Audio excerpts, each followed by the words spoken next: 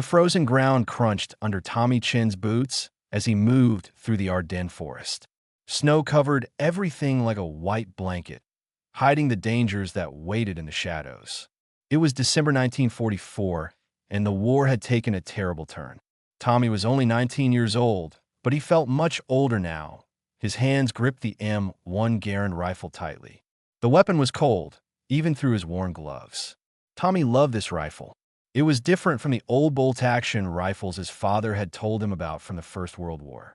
The M1 Garand could fire 8 bullets as fast as he could pull the trigger. No stopping. No manually reloading after each shot. Just aim and fire. 7 American soldiers walked in a loose line through the forest. They were lost. 3 days ago, the Germans had launched a massive surprise attack called Operation Watch on the Rhine. The Americans called it the Battle of the Bulge because the German forces had pushed deep into Allied lines, creating a bulge in the map. Over 200,000 German soldiers had attacked through this forest, and now Tommy's unit was scattered and confused. Corporal Jake Morrison led the group. He was 25 and had fought in Normandy. His face was hard and tired. Behind him walked Private Luis Rodriguez, who kept checking their compass even though the thick forest made navigation nearly impossible. The other 4 soldiers were equally exhausted. They had not eaten a proper meal in 2 days. Tommy thought about his family back in California. His mother had cried when he enlisted. His father, who had immigrated from China years ago, had shaken his hand and told him to be brave. Tommy wondered if he would ever see them again. The forest was too quiet. Birds did not sing. Wind did not blow. Only the sound of crunching snow broke the silence. Jake raised his fist, signaling everyone to stop. Something felt wrong. Soldiers learned to trust that feeling. It kept them alive. Then the world exploded into chaos. German machine guns opened fire from 3 directions. Bullets tore through tree branches and kicked up snow everywhere.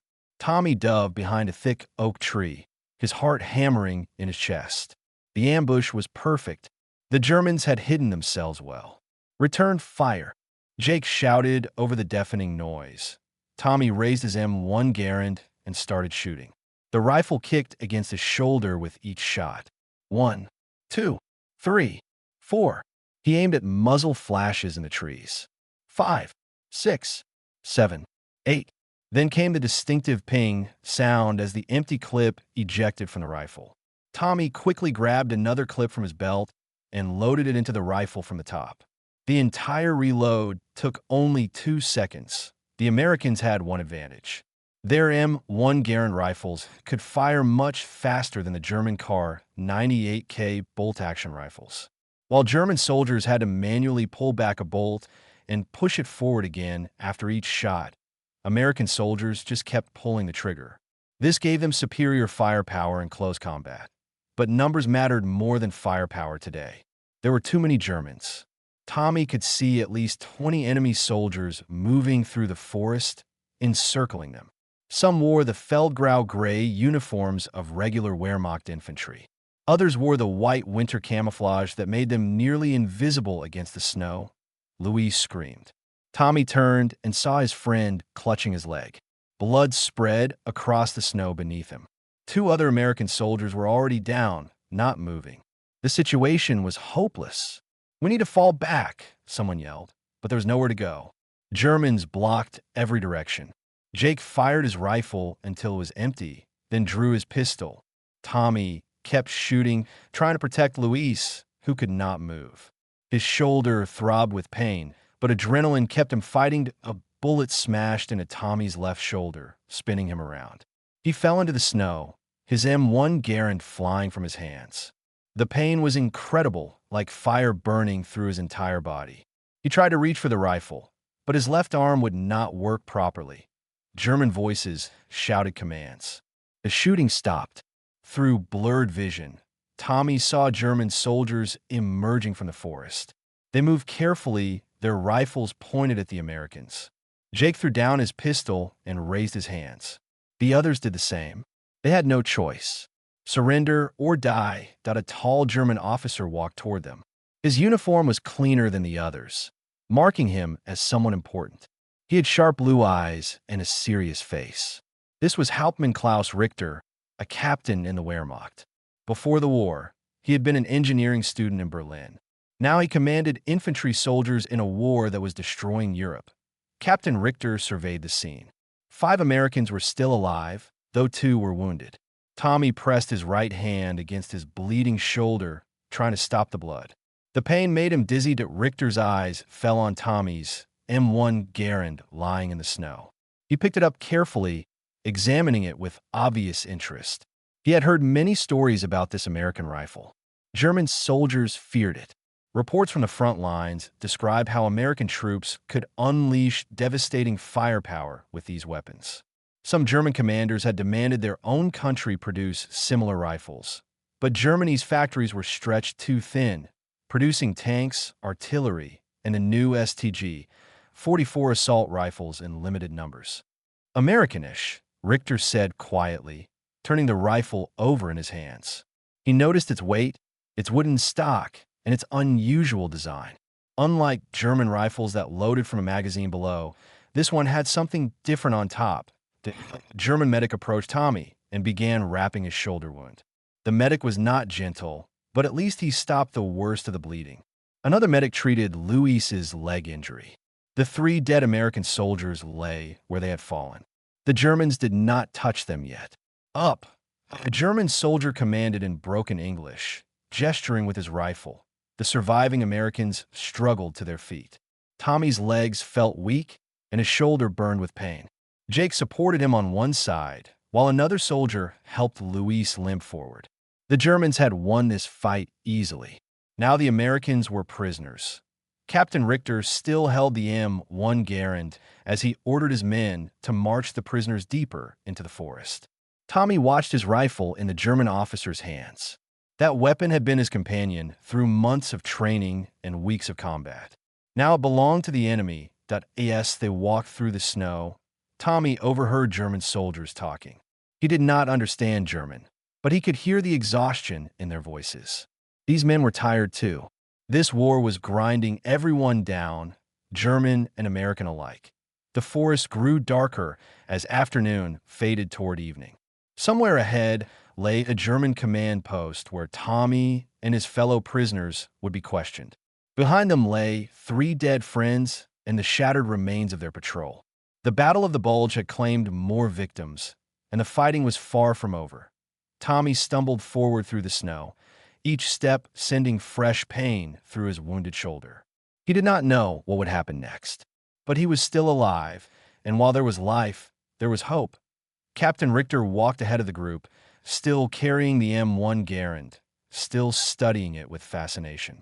He did not yet understand how it worked, but he intended to find out.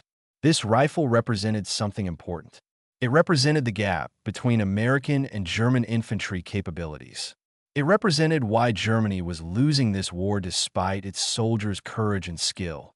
The prisoners and their captors disappeared into the darkening forest, leaving behind only footprints in the bloody snow.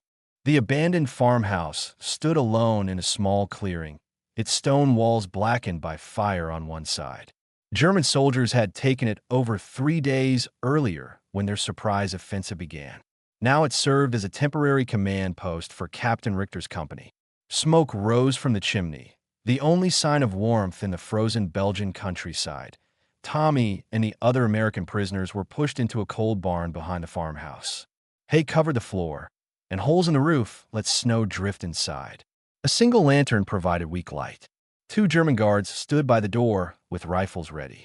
They looked as cold and miserable as the prisoners. A German medic came to check Tommy's shoulder wound. The man was older, maybe 40, with tired eyes. He changed the bandage and gave Tommy 2 pills, gesturing for him to swallow them. Tommy did not know what the pills were, but he hoped they would help with the pain. The medic also examined Luis's leg wound and redid the bandages there. "Danke," Tommy said quietly, one of the few German words he knew. It meant thank you. The medic nodded and left without speaking. Jake sat against the barn wall, his face dark with anger and frustration. He had led the patrol, and now 3 men were dead and the rest were prisoners. The weight of command was crushing him. The other soldiers sat in silence. too exhausted and scared to talk much. Night fell quickly. The temperature dropped even further. The prisoners huddled together for warmth, sharing the thin blankets the Germans had provided. Tommy's shoulder throbbed with a steady, awful pain that the pills had only slightly dulled. He tried not to think about infection or what would happen if the wound got worse. Hours passed slowly. Guards changed shifts at midnight. The new guard were younger, probably only 17 or 18 years old. Germany was running out of experienced soldiers, so they were sending boys to fight. These young guards looked nervous, their eyes darting around constantly. At dawn, German soldiers brought thin soup and hard bread. The food was terrible, but the prisoners ate every bite. They had not eaten properly in days. As they finished, Captain Richter entered the barn with another German soldier who wore corporal insignia. "This is Unteroffizier Weber," Richter said through the corporal, who translated. "He speaks some English. You will answer questions." Ernst Weber was a short man with brown hair and glasses that sat crooked on his nose. He looked more like a schoolteacher than a soldier. In fact, that was exactly what he had been before the war.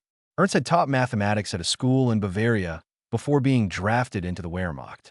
"Your names and units," Ernst said in heavily accented English. The Americans gave only their names, ranks, and serial numbers as military law required.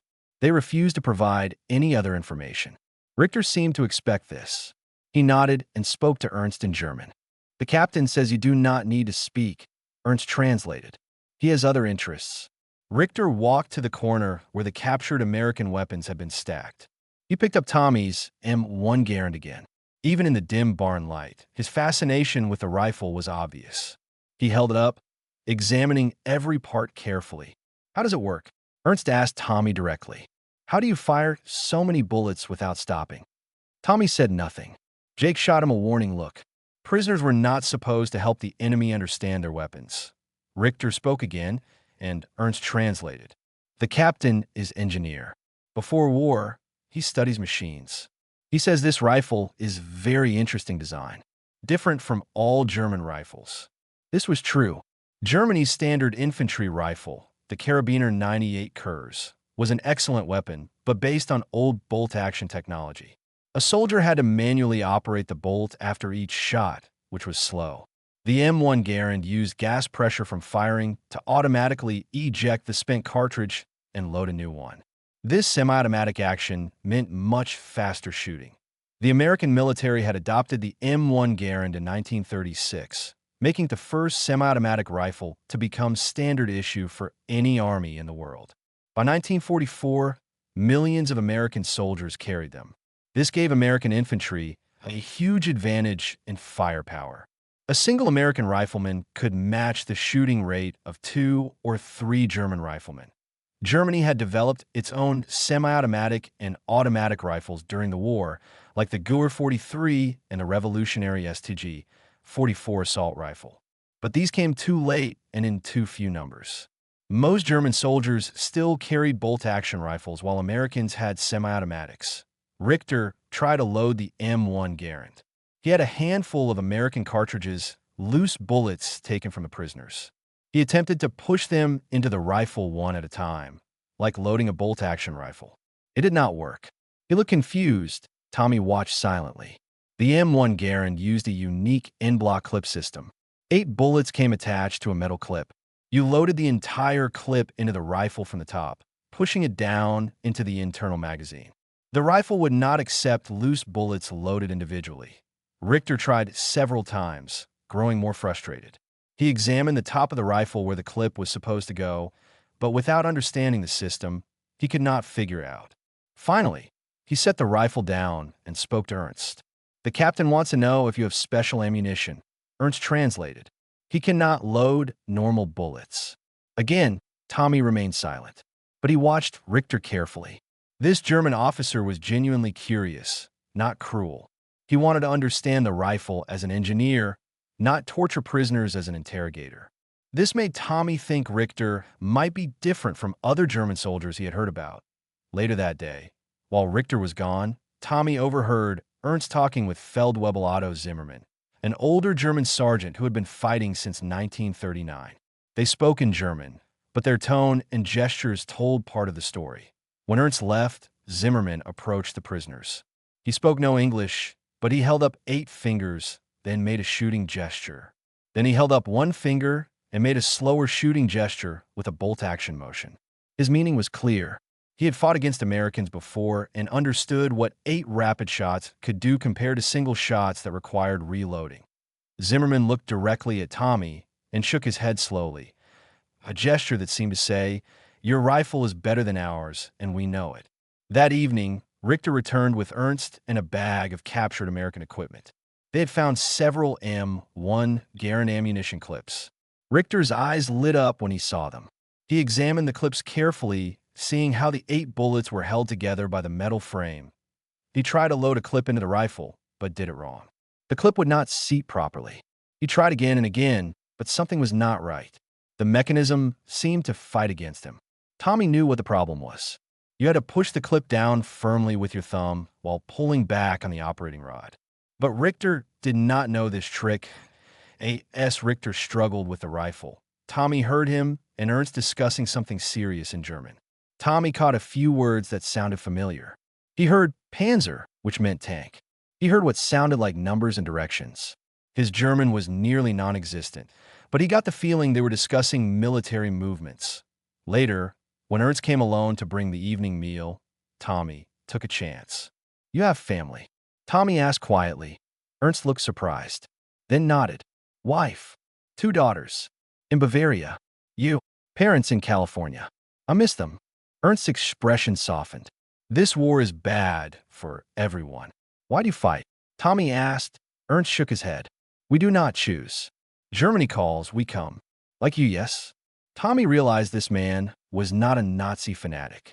He was just a soldier doing what his country demanded, the same as Tommy himself. War made enemies out of people who might have been friends in a different world. That night, Tommy lay awake despite his exhaustion. His shoulders still hurt, but the pain had become a dull ache he could tolerate. He thought about the rifle Richter was so fascinated with. He thought about the snippets of German conversation he had overheard.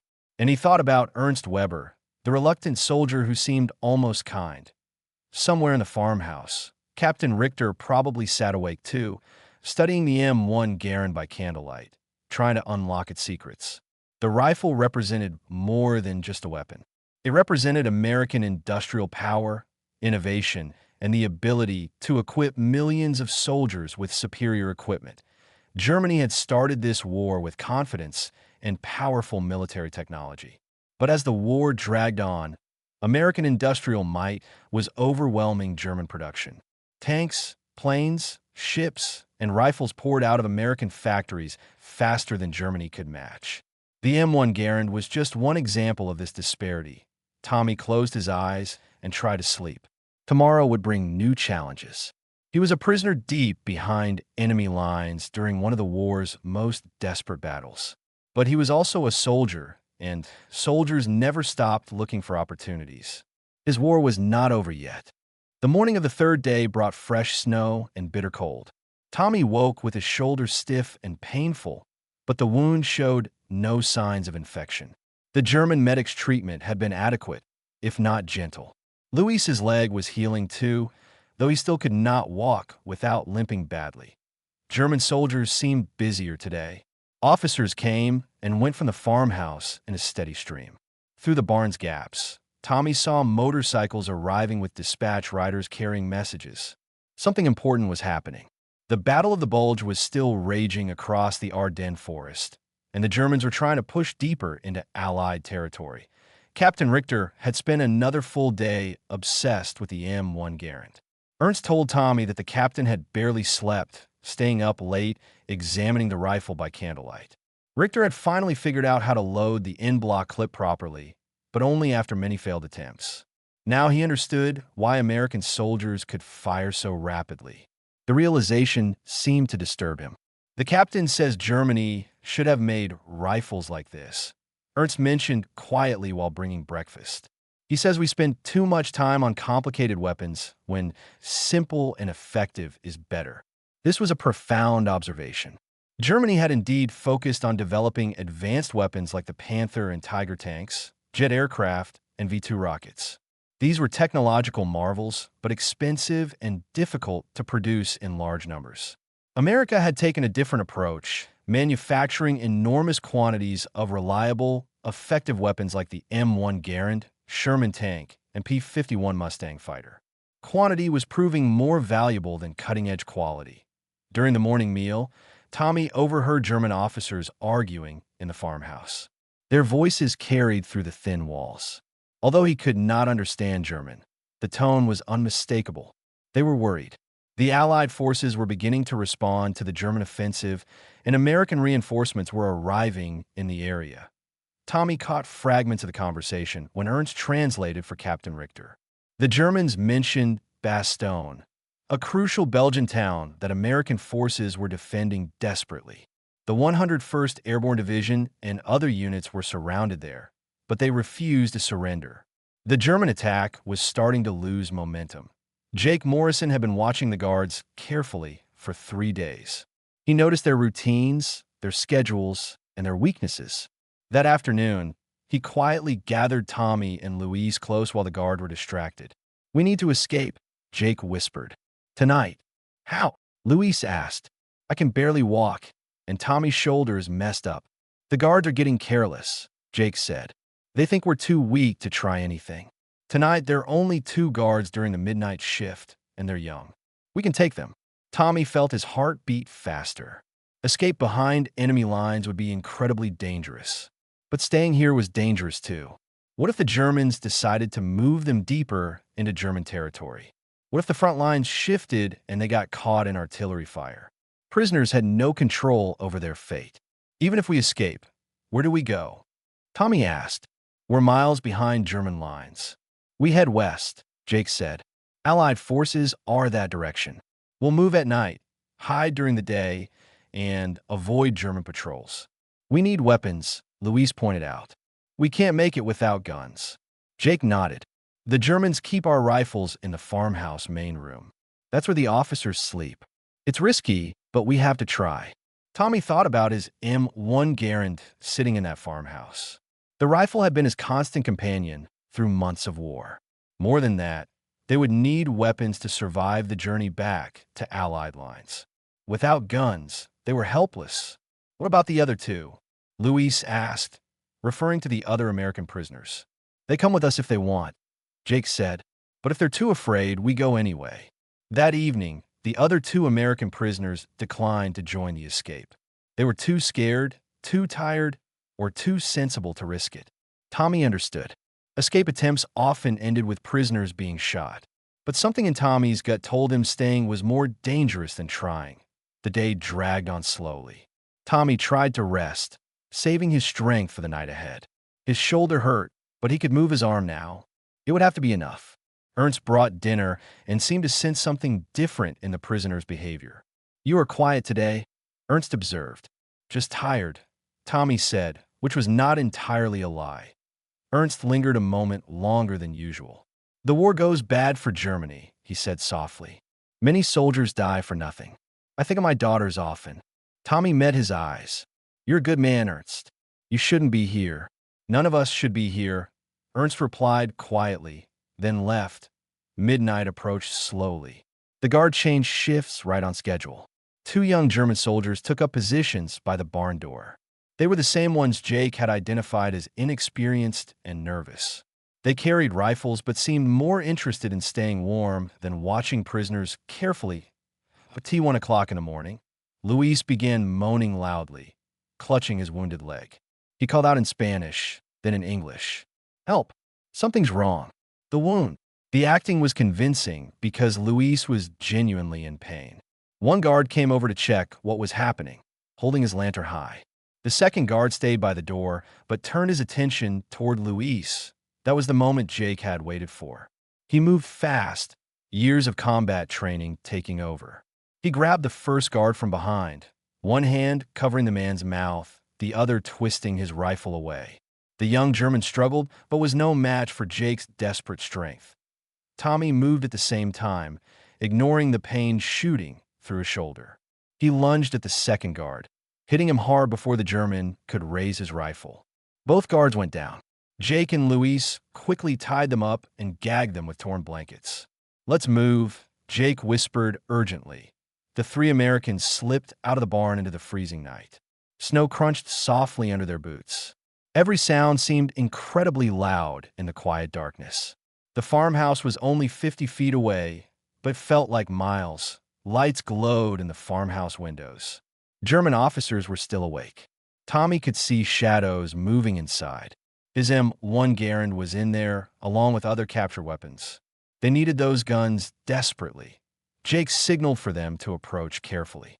They crept toward the farmhouse, moving from shadow to shadow. The front door was too exposed. Instead, they moved around to the side, where a window looked into the main room. Tommy peered through the window carefully. Inside, he could see 3 German officers. 2 were asleep in chairs near the fireplace. The third was Captain Richter, still awake, still studying documents spread across a table. And there, lying on that same table, was Tommy's M1 Garand. Richter looked exhausted. He rubbed his eyes and drank from a cup of coffee, trying to stay alert. The rifle lay within arm's reach of him. Other American weapons were stacked in the corner of the room. Jake examined the farmhouse door. It was not locked. The Germans had grown too confident, too comfortable in their captured position. Jake slowly turned the handle. The door opened with a quiet creak that made Tommy's heart stop. They froze, waiting to see if anyone had heard. Several seconds passed. Nothing. Jake opened the door wider, and the 3 Americans slipped inside. The farmhouse was warmer than the barn, but still cold. The fire in the fireplace had burned down to glowing embers. The 2 sleeping German officers did not stir. Captain Richter sat with his back to the door, focused on his documents. Tommy crept forward, his eyes fixed on the M1 Garand. Each step felt like an eternity. His wounded shoulder throbbed with tension and pain. Luis and Jake moved behind him, ready to fight if necessary. Tommy's fingers were inches from the rifle when a floorboard creaked beneath his boot. Captain Richter's head snapped up. He turned his chair, his hand moving toward the Luger pistol on his belt. His eyes met Tommy's across the dim room. For a frozen moment, neither man moved. German officer and American prisoner stared at each other in the firelight. Then everything happened at once. Richter grabbed for his pistol. Tommy lunged for the M1 Garand. Jake moved toward the sleeping officers. Luis positioned himself by the door. Tommy's hand closed around a rifle's wooden stock, and he pulled it toward him. But Richter had his Luger out now, pointing directly at Tommy's chest. "Halt!" Richter commanded. Tommy held the M1 Garand, but he knew it was not loaded. Richter could see this in his eyes. The German captain's finger tightened on the trigger. Then another voice came from the doorway. 9. Everyone turned. Ernst Weber stood there in his night clothes, holding his rifle. But the rifle was not pointed at the Americans. It was pointed at Captain Richter. The room fell into absolute silence. Only the crackling of dying embers in the fireplace could be heard. Ernst Weber stood in the doorway, his rifle pointed at his own commanding officer.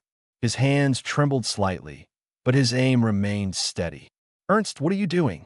Captain Richter asked in German, his voice a mixture of shock and anger. "I am tired of this war," Ernst replied in German, then switched to English for the Americans' benefit. "I'm tired of killing. I'm tired of dying." The 2 sleeping German officers began to stir, awakened by the voices. Jake moved quickly, taking their weapons before they could fully wake. Luis blocked the door with his body, despite his injured leg. The situation had shifted dramatically in seconds. Captain Richter kept his Luger pointed at Tommy, but Ernst's rifle remained aimed at Richter. It was a deadly standoff. One wrong move, and multiple people would die. "Ernst, you know what this means," Richter said quietly in English so everyone could understand. "This is treason. They will execute you." "Perhaps," Ernst said. His voice was sad but determined. "But I cannot watch more death. These men have families too. They want to go home, like me. Like you." Tommy stood frozen, holding the unloaded M1 Garand. He could see the internal struggle on Richter's face. The German captain was a soldier who followed orders, but he was also an educated man who could see that Germany was losing this war. How many more people needed to die for a cause that was already lost? Captain, Tommy said carefully, the war is almost over. Everyone knows Germany cannot win. Why do more people need to die? You know nothing about our situation, Richter snapped, but there was doubt in his eyes. I know your soldiers are exhausted, Tommy continued. I know your supplies are running low. I know the Americans are bringing more troops and tanks every day. I heard your officers arguing earlier. The offensive is failing. This was partially true. The Battle of the Bulge, Germany's last major offensive in the West, had started strong but was already losing momentum. American forces were holding key positions like Bastogne. General Patton's Third Army was racing north to break the German advance. The weather was clearing, allowing Allied aircraft to return to the skies. Germany had gambled everything on this attack, and it was not working that Richter's hand wavered slightly. The Luger was still pointed at Tommy, but the captain's resolve seemed to crack. He was an intelligent man who understood mathematics and engineering. He could calculate the odds of German victory, and those odds were approaching zero. If you shoot me, Ernst shoots you, Tommy said. Then Jake shoots the other officers. Everyone dies. For what? This war ends the same way regardless. Louise spoke up from the doorway. My daughter was born 3 months ago. I have never seen her. I just want to meet my baby girl. Ernst nodded, tears forming in his eyes. My daughters are 6 and 8. I had not seen them in 2 years. Every day, I wonder if I will die here and never see them again. The 2 other German officers sat in their chairs, hands raised, watching the drama unfold. They were older men, veterans of earlier campaigns. They looked tired beyond measure. One of them spoke in German to Richter. Tommy did not understand the words, but the tone suggested the man was telling Richter to let this go. Captain Richter slowly lowered his Luger. He set it on the table with a heavy sigh. His shoulders slumped in defeat, but also perhaps in relief. You are right, Richter said quietly. This war is lost. I have known it for months, but we keep fighting because we are soldiers, because we must follow orders, because we do not know what else to do. Tommy carefully approached the table. Ernst lowered his rifle slightly, but kept it ready. Tommy picked up 3 in-block clips of ammunition that were sitting near the M1 Garand. His hands shook as he loaded one clip into the rifle. The familiar ping sound as the clip seated properly was the loudest noise in the room. Now Tommy had a loaded weapon, but he did not point at Richter. Instead, he lowered it slightly. Show me how it works, Richter said suddenly. The rifle. Please. I want to understand. The request was so unexpected that everyone stared at him. Here was a German officer, just defeated and disarmed, asking for a lesson about the weapon that had given American infantry such an advantage over his own soldiers. Tommy hesitated, then made a decision. He would show Richter how the M1 Garand worked. You load the clip from the top, Tommy explained, ejecting his clip and demonstrating the loading process slowly. You push it down firmly with your thumb. The operating rod needs to be back. See, Richter watched intently, his engineer's mind absorbing every detail. Tommy continued the explanation. When you fire, gas from the explosion pushes this rod back. It automatically ejects the spent cartridge and loads a new one from the clip. You can fire as fast as you can pull the trigger. 8 shots before the clip ejects. Remarkable, Richter murmured. So simple. Gas-operated, semi-automatic. We developed similar systems, but too late and too few.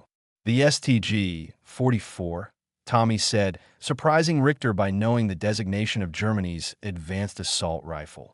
Yes, the Sturmgewehr, Richter confirmed. An excellent weapon, but we can only produce them in small numbers. You Americans equipped your entire army with semi-automatic rifles years ago. This is why you're winning. Not because your soldiers are braver or better trained. Because your factories are bigger and your design philosophy is smarter. It was a profound admission from an enemy officer. The Battle of the Bulge had shown that German soldiers could still fight with skill and determination. They had achieved complete surprise and initial success, but they lacked the fuel, ammunition, and reinforcements needed to sustain the offensive. American industrial might was simply overwhelming. WWII December 1944. American factories were producing incredible quantities of war material. Over 50,000 Sherman tanks would be built during the war, compared to Germany's 6,000 Panthers and Tigers combined. Over 4 million M1 Garand rifles were produced compared to limited numbers of German semi-automatic rifles. The gap was insurmountable. "What happens now?" Ernst asked, breaking the silence. Tommy looked at Jake, who was still covering the two German officers. Then he looked at Luis by the door. Finally, his eyes returned to Ernst. "We take our weapons and go," Tommy said. "We head west toward Allied lines. They will say I helped prisoners escape," Ernst said. "I will be shot. Then come with us," Tommy offered. "Surrender to the Americans. The war is almost over anyway." Ernst looked at Captain Richter, seeking some kind of permission or forgiveness from his commanding officer. Richter met his gaze and nodded slowly. "Go," Richter said. "Take your family to America, if you can. There is nothing left for any of us here except more death." "What about you?" Ernst asked. "I will tell them you were overpowered," Richter said. "I will tell them the Americans were armed and we had no choice. Perhaps they will believe me. Perhaps not. It does not matter anymore." Before they left, Captain Richter stood and approached Tommy. He held out his hand. After a moment's hesitation, Tommy shook it. Enemy soldiers, shaking hands in the middle of a war. It was absurd and yet somehow right. "Your rifle is superior," Richter said. "But more than that, your country understands war better than we do. You produce what works, not what is impressive. This is wisdom we learned too late." Tommy nodded. He wanted to say something profound, but the moment did not need more words. Instead, he gathered ammunition and supplies quickly. Jake and Louise collected their own rifles and equipment from the corner. Ernst packed a small bag with his personal belongings. As they prepared to leave, Richter spoke once more. "There is an abandoned supply depot 3 kilometers west of here. The garrison fled yesterday when American artillery got close. You will find food, medical supplies, and perhaps a radio there. The map coordinates are," he told them the exact location. "This information could save their lives and help them reach Allied lines." Richter was giving them a gift, perhaps seeking redemption for years of fighting in a terrible war. The 4 men left the farmhouse quietly. Tommy, Jake, Luis, and Ernst walked into the freezing night, leaving behind 3 German officers who would have to explain what happened. They moved quickly despite Luis's limp and Tommy's aching shoulder. Behind them, Captain Richter watched through the window as they disappeared into the darkness. He thought about his engineering studies that seemed like another lifetime ago. He thought about all the young men who had died in this war. He thought about how Germany's quest for glory had led only to ruins and ashes. Then he turned to the 2 other officers and began preparing the story they would tell when the guards were found tied up in the barn. The forest was dark and deadly silent as the 4 men moved through the snow. Tommy led the way with his M1 Garand ready, followed by Jake and Luis. Ernst brought up the rear, carrying his German rifle. Every shadow could hide danger. Every sound could signal an enemy patrol. They walked for an hour without speaking, putting distance between themselves and the farmhouse. The cold bit through their clothes, but fear and adrenaline kept them moving. Luis struggled with his wounded leg, and Tommy's shoulder throbbed with each step, but neither man complained. Complaining was useless. Ernst proved invaluable as a guide. He knew this region of Belgium from his unit's maps and earlier patrols. He led them around areas where German forces were concentrated, using small trails and avoiding main roads. Without him, they would have been lost within 30 minutes. At dawn, they heard artillery fire in the distance. The Battle of the Bulge continued to rage. American and German forces were fighting brutal engagements across the Ardennes region. The sound of the guns reminded them that war surrounded them on all sides. They found a small abandoned hunting cabin as the sun rose. The roof leaked and the windows were broken, but it provided shelter from a wind. They took turns sleeping while others kept watch. No one slept deeply. Every crack of a branch or cry of a bird brought them to full alertness. "How far to the supply depot?" Jake asked Ernst during the midday watch. "Maybe 3 kilometers more," Ernst replied. "We should arrive before dark if we move carefully." What if there are still German soldiers there? Luis asked. Then we avoid them or we fight. Jake said simply. We don't have many choices. Tommy sat cleaning his M1 Garand, a ritual that calmed his nerves. The rifle had been his companion through so much already. He thought about how this weapon had changed warfare. Before the M1 Garand, soldiers around the world carried bolt-action rifles that required manual operation after each shot. The American military had revolutionized infantry combat by adopting a semi-automatic rifle as standard issue. General George S. Patton had called the M1 Garand the greatest battle implement ever devised. This might have been an exaggeration, but the rifle had certainly given American soldiers a significant advantage. In close combat, an American soldier could fire 8 aimed shots in the time a German soldier fired 2 or 3. As Tommy cleaned his rifle, Ernst watched with interest. May I ask you something? Ernst said quietly. Sure, Tommy replied. Why did you not shoot Captain Richter when you had the chance? You could have killed us all and taken the weapons.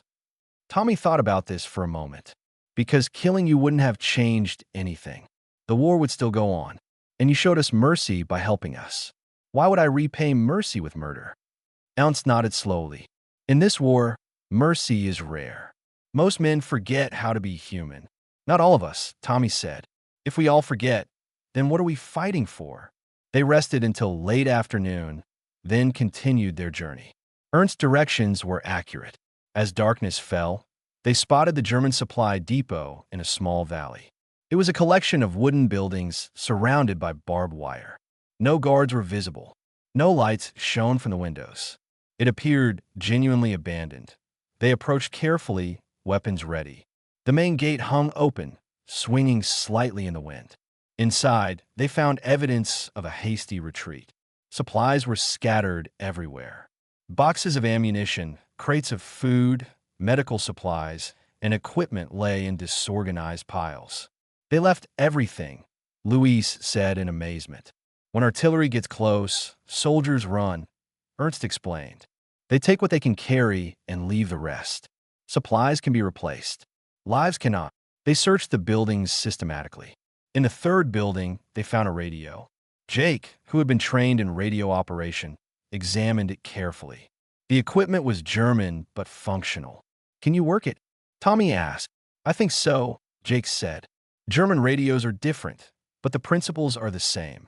If I can find the right frequency, I can contact Allied forces. While Jake worked on the radio, Tommy, Luis, and Ernst gathered supplies. They found American K rations that the Germans had captured, along with German field rations. They took medical supplies to properly treat Tommy's shoulder and Luis's leg. They found clean bandages, antiseptic, and even some sulfa powder to prevent infection. Ernst discovered a map in the command building.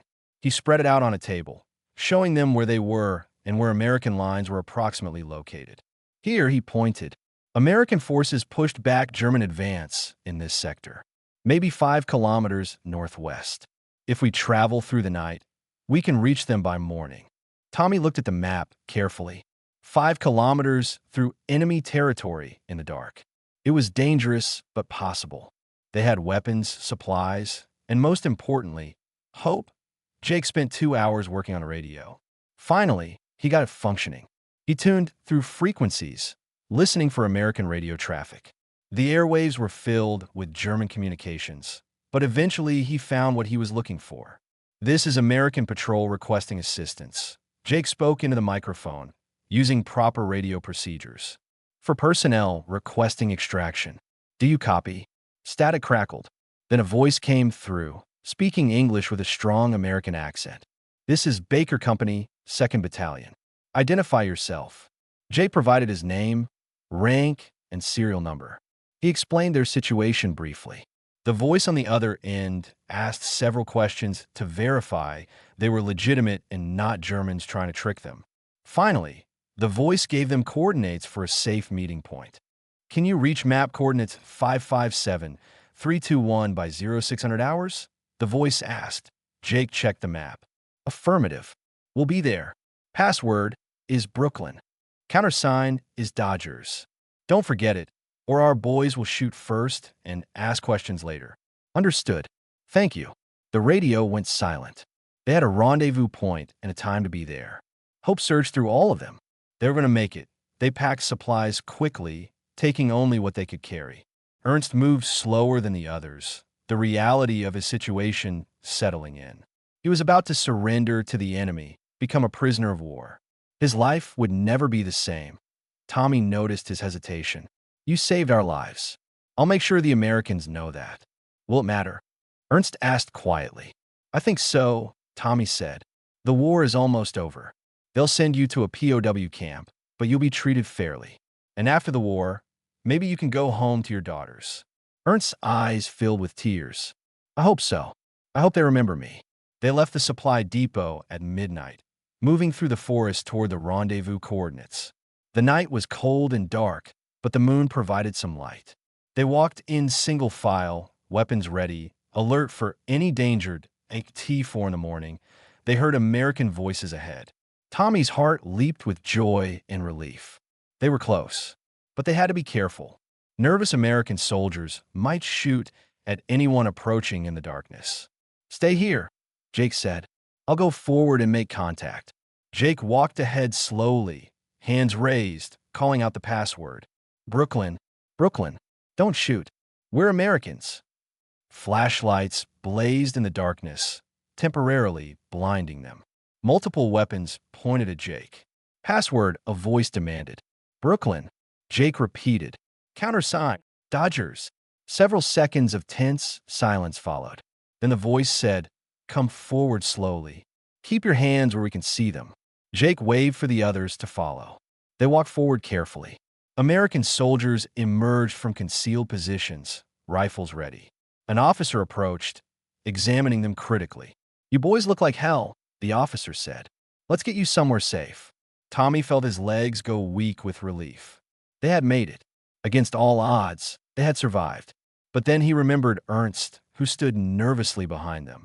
Sir, Tommy said quickly, this man is a German soldier, but he helped us escape. He saved our lives. I request that he be treated with respect. The officer looked at Ernst suspiciously. We'll sort that out. For now, he's a prisoner. Two soldiers came forward and took Ernst's rifle. They searched him for weapons, but did not rough him up. Ernst went willingly, his face showing resignation, but also perhaps relief. His war was over to AS. They were led back to American lines. Tommy looked back at Ernst one last time. The German corporal gave him a small nod. No words were needed. They had both survived this small chapter of the war, and that was enough. Over the next weeks, the Battle of the Bulge would end in defeat for Germany. The offensive had failed, costing both sides terrible casualties. Over 80,000 American soldiers were killed, wounded, or captured. German losses were even higher, and they could not replace them. Tommy recovered from his shoulder wound over several months. He rejoined his unit in time to participate in the final push into Germany. He carried his M1 Garand through the rest of the war, and the rifle never failed him. Ernst Weber spent the remainder of the war in a POW camp in England, where he was treated humanely. After the war ended, he eventually immigrated to the United States, sponsored by Tommy's family. He settled in California, found work as a mathematics teacher, and eventually brought his wife and daughters to join him. He never regretted his decision to help the American prisoners. Captain Klaus Richter survived the war as well. He was captured by American forces during Germany's collapse in April 1945. During his interrogation, he mentioned the American soldier who had shown him how the M1 Garand worked and who had chosen not to kill him when he had the chance. This story made its way through military channels and eventually reached Tommy, who was surprised and moved to learn that Richter remembered. Years later, after the war, Tommy Chin returned home to California. He married, had children, and lived a long, peaceful life. His M1 Garand hung above his fireplace, cleaned and maintained, but never fired again. Sometimes his grandchildren would ask about the rifle and the war. He would tell them stories, though he left out the worst parts that he always told them about Captain Richter and Corporal Weber, two enemy soldiers who showed that even in war, humanity could survive. He told them that the M1 Garand was a superior weapon not just because of its 8-round capacity or semi-automatic action, but because it represented American innovation and industrial strength. But more importantly, he told them that weapons alone do not win wars. Courage, determination, and sometimes mercy matter just as much. The moment when Ernst Weber chose to help his enemies, when Captain Richter chose to give them information instead of ordering their execution, when Tommy chose not to shoot defeated men. These moments mattered as much as any battle. The M1 Garand had been called the greatest battle implement ever devised. But Tommy knew the truth. The greatest human implement ever devised was compassion, even toward enemies. That was the real lesson of his war, and that was what he hoped his grandchildren would remember long after the rifles and battles were forgotten.